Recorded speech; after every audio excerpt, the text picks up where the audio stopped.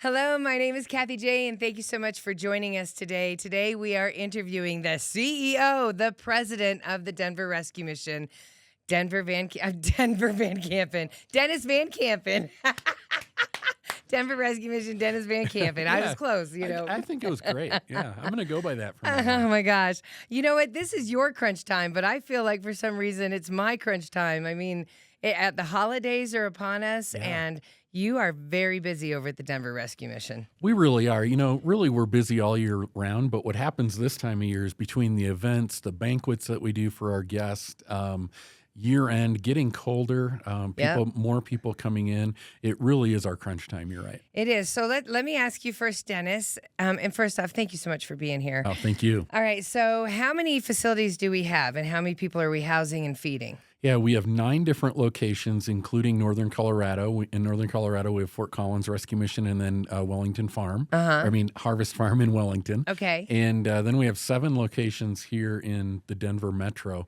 We served last year over 11,500 unique individuals. Wow. Yeah, that is a lot. And we did Yes. 1.2 million meals. So the scope of what we do is pretty massive. It is massive. Not to mention, people come to you for help for their stuff. Like people are coming, like like, hey, we have a food pantry. We need help, Denver Rescue Mission. Like people are coming to you for everything, clothing. Yeah. There's the scope of what you do. Even you have a prevention program that's We pretty do. amazing. So I know I want to get to the holiday baskets and how Mhm. everybody can help. But let's talk about that prevention program, because I think it's important to let people know where their donations, where their money go. Yeah, absolutely. What we're trying to do is we're working to bring an end to homelessness one life at a time Yep. in Colorado. And we do that in various ways. Later, we'll hear more about our New Life program. But one of the new programs we're really excited about that we've launched just this year is our prevention. And here's the idea. We have to get upstream, right? Yeah. We know that 49% of the adults that we serve first experienced homelessness as a child. Really? And then the cycle continues, right? Okay. So our prevention program, we're working right now with 2 public schools, Jeffco here in the Denver metro, and then Poudre up north. And it's a pilot with those 2 schools right now. And here's how this works. The schools are amazing at identifying families with students that are in crisis and Yes. about to become homeless. Yes. They have limited resources and limited knowledge of the way the system works. That's where we come in. So we have hired specialized caseworkers that can work with the schools, and then we can help prevent this family from ever becoming homeless. Because here's what we know.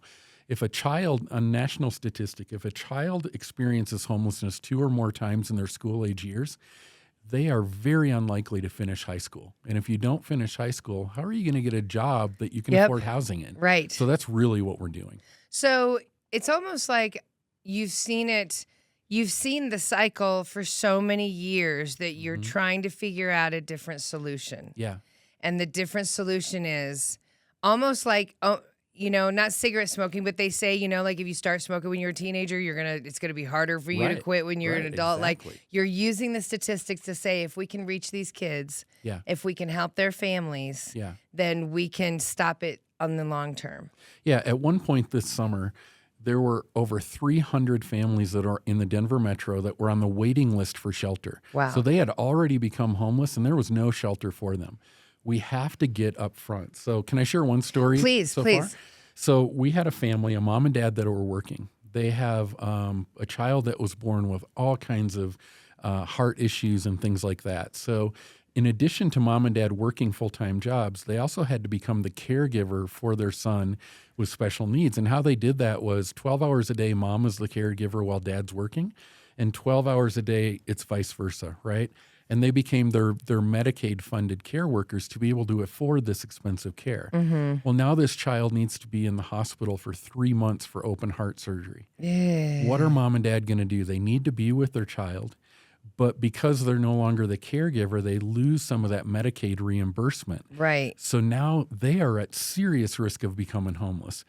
Our caseworkers were able to walk alongside them. And because of generous donations from the Colorado community, we are able to supplement their income so that they can do 2 things. One, most importantly, be with their son. Mm-hmm. And number 2, not lose their housing. That's what prevention is. That is exactly what prevention is. And that's Yeah. a story that an example I wouldn't even think about. I Yeah, mean, every single situation is different, Dennis. it is. We're speaking today with Dennis Van Kampen. He's the president and CEO of the Denver Rescue Mission. How many people are we hoping to help with this prevention program? What's the plan here? We're hoping to help at least 150 families in this first year. And then because it's a pilot with 2 school districts, we plan in the future, starting next year, to add more school districts, but then also to adapt the program for churches. Because our churches in the community often get people either in their congregation or just from the general neighborhood that come and need help too.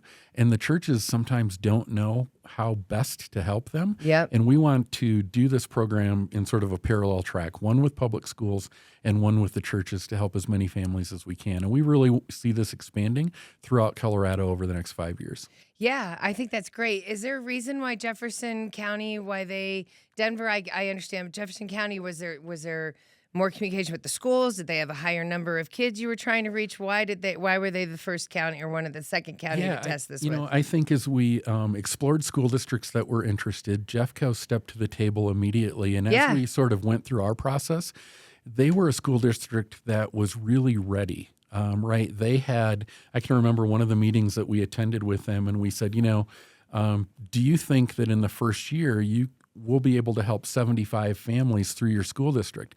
They literally said, here's a list right now of more than 75. We need to do this. So they had done a lot of work in the front end to be ready for this program to come in. Yeah, they were proactive already and ready to jump. Yeah, which means that they're seeing the problem. The problem is everywhere. It is every single school district, every town. And it's getting worse. Yeah. And you need good nutrition so you can have a healthy mind, so you can focus on on what you're doing at school, but you also need a good home life so that you can focus while you're at school. Yeah. When you said just now there's 300 people that were homeless that are on the waiting list, I mean, in reality, we're talking about there are families living in their cars. Absolutely. In the metro area. Yeah, absolutely. And to your point, the fastest growing demographic of homelessness is families. And, my wife and I have a friend who's a second grade teacher. And here's what she told us. She said in the first week of school, she can identify which kids are in crisis, whether it's from homelessness or bad situations at home, parents. And she said, here's the thing, for the kids that are in really bad situations or already experiencing homelessness living in that car, they cannot come to school to learn because they have to come to school for a safe place to sleep and for food. Yes. And no one can learn if you haven't slept and you haven't had food. So first we have to take care of those needs before we can start teaching people to read and to write and things like that. And it's unfortunate that has fallen on the school system, but it really has. And this program allows us to partner with the schools to reach those families. And I think a lot of people that makes them feel better. Like I'm like it's a true solution. I'm trying to help, like on a bigger scale. Yeah. And so what else do you want people to know about this prevention program before we move on to the holiday baskets? Yeah, I think what I want them to know is that this could be a game changer in our community and in our state, right? If we get upstream, I've talked to my staff and I'm like, if we do prevention right, whoever is in my job 10, 15, 20 years from now will have fewer people to work with because we did the right job on prevention. So, I know our community really wants solutions because we see homelessness skyrocketing. Getting worse, yeah. And there's not a one solution fits all, or there's not only one solution, but prevention is one of the major solutions that we can do that will pay dividends down the road.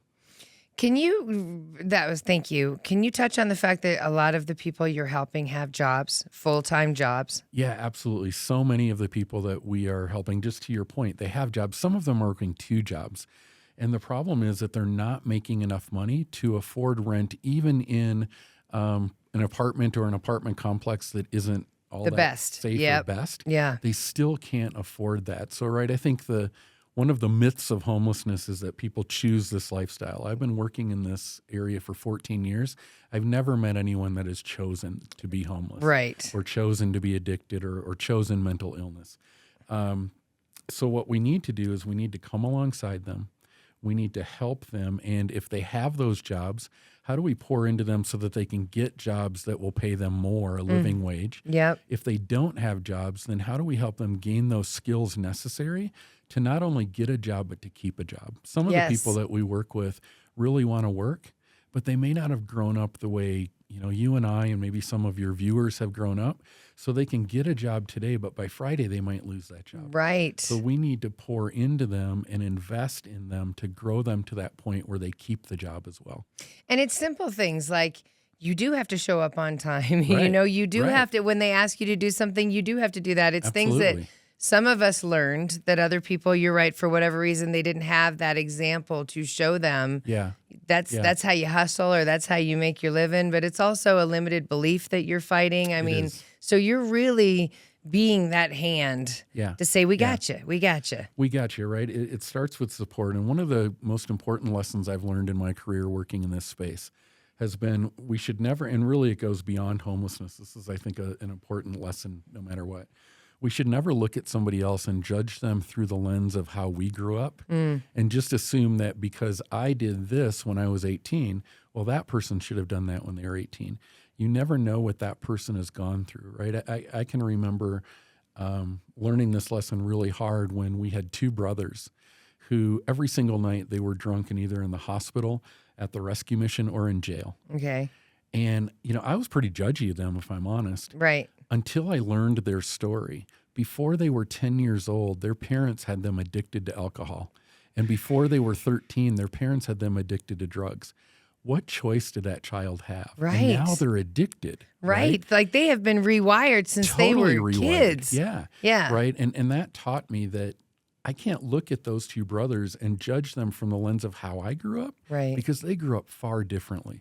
And I think, Ted Lasso says, be curious, not judgmental. Yep. And I think those are really important words for life. Absolutely. Right. In all areas. Be curious. I got my Ted Lasso quote in. I can't believe it. You did it. We're speaking today with Dennis Van Kampen. He is the president and CEO of the Denver Rescue Mission. All right, let's talk about how everyone out there.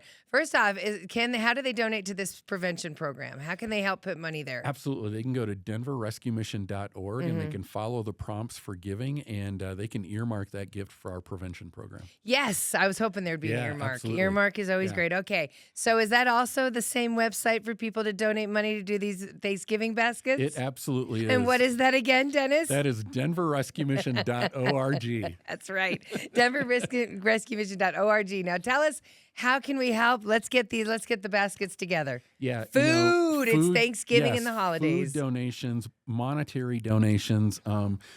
Last year, we gave away almost 15,000 turkeys. Wow. The need is far greater. In fact, I walked into the office this morning, and while I was waiting for our elevator, I overheard 2 phone calls coming in for people saying, whether it's because they're losing SNAP benefits starting November 1. Yes, that is huge. Or whatever else. We are getting more calls for food help than we've ever gotten before. So we need the community's help to try and meet that need.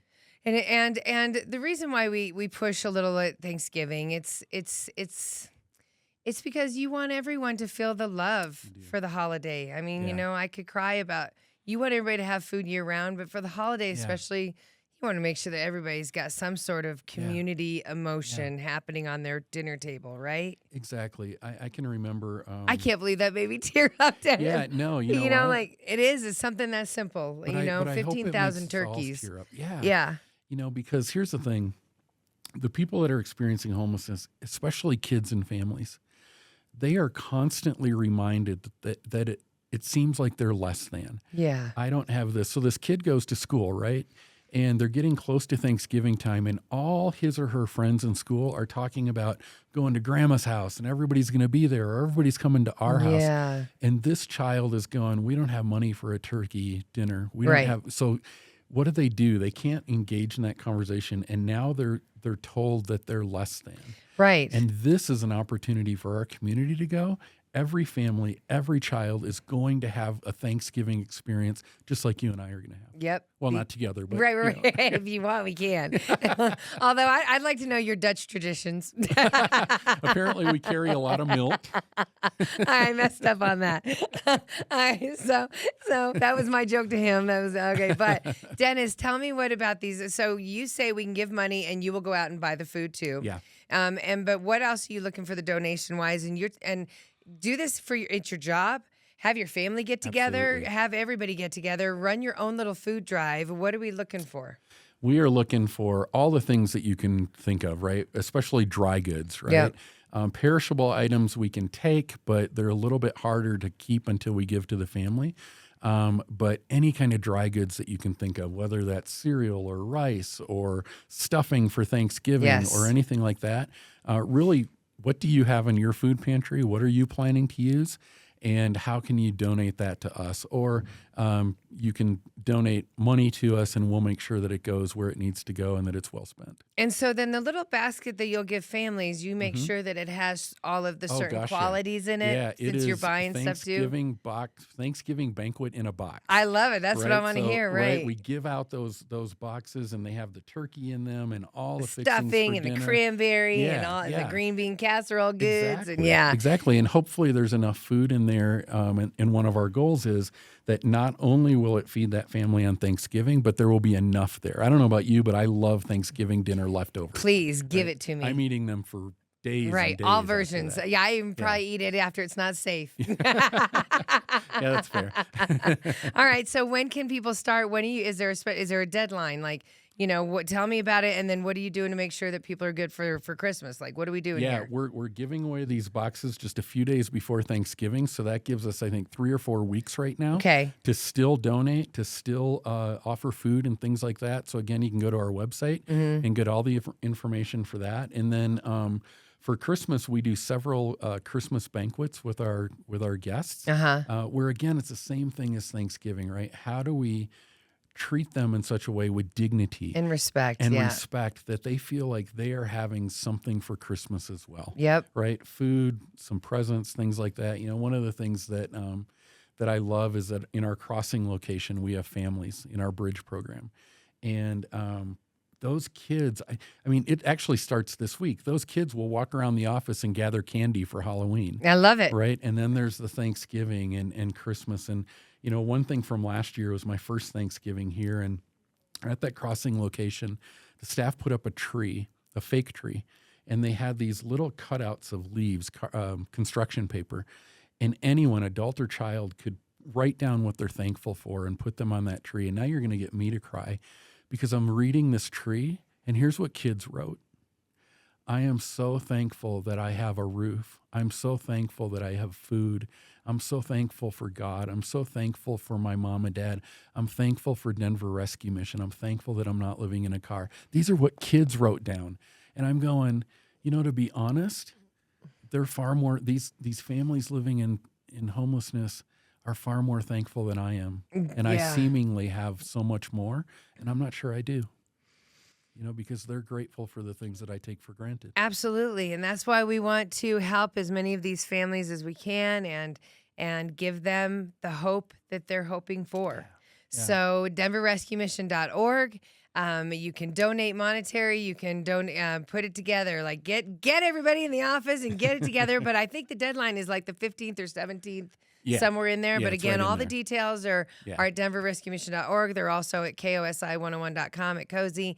Thank you so much. Now, Thank you. we are going to talk to Abel about the life program, the new life program, Right. which is something also that they do at the Denver Rescue Mission. Yeah. So many different programs, 9 shelters, and they're all at capacity. Yeah. So we got to do what we can to try to get on top of it and bring it down. Absolutely. Yeah. And I'm so excited for you to talk to Abel because his story is amazing. I'm excited to talk to him. He's grinning ear to ear. I know. I can't wait to meet him. So he's graduating is what I heard. He is. So that's pretty on exciting. Friday. So denverrescuemission.org. And again, happy holidays. Do what you can to help everybody in the community. Thank you. Kathie J.